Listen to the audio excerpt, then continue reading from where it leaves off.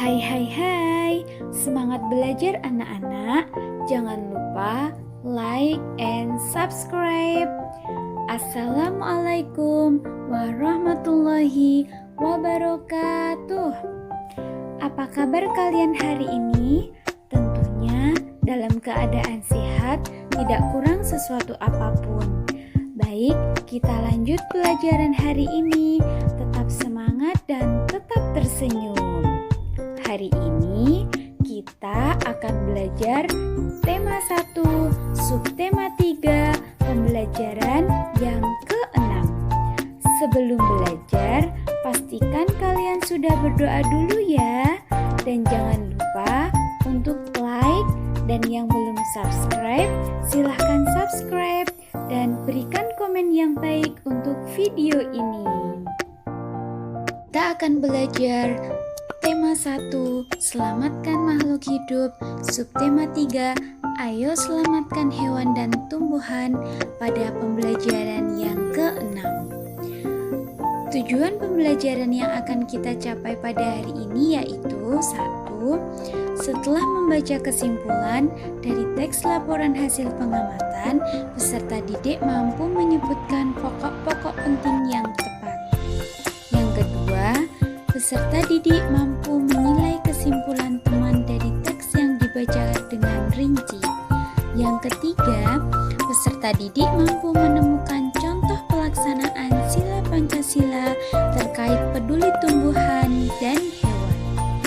Yang keempat, peserta didik mampu membuat komik terkait tentang peduli tumbuhan dan hewan. Nah, itulah tujuan pembelajaran yang akan kita capai pada pembelajaran hari ini.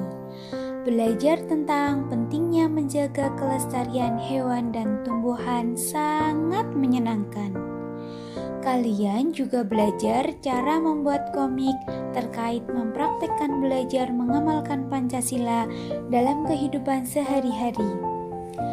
Ayo kita memperkuat pemahaman tentang materi yang kita pelajari. Bermain bersama teman sangat menyenangkan.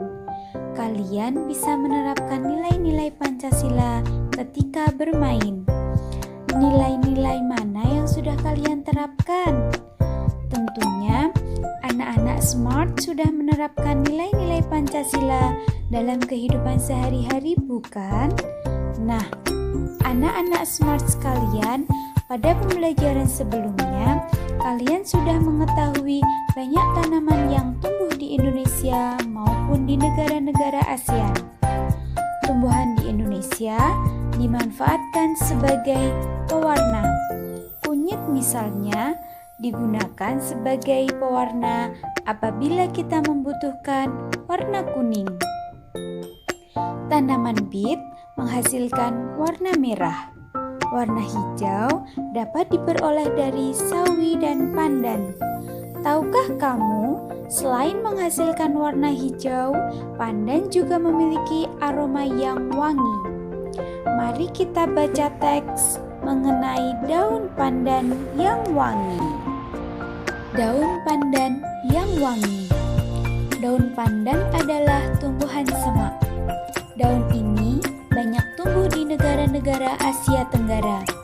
Di Indonesia, tanaman pandan disebut dengan nama pandan wangi atau pandan rampe. Penduduk Thailand menyebutnya dengan nama Bai Tui.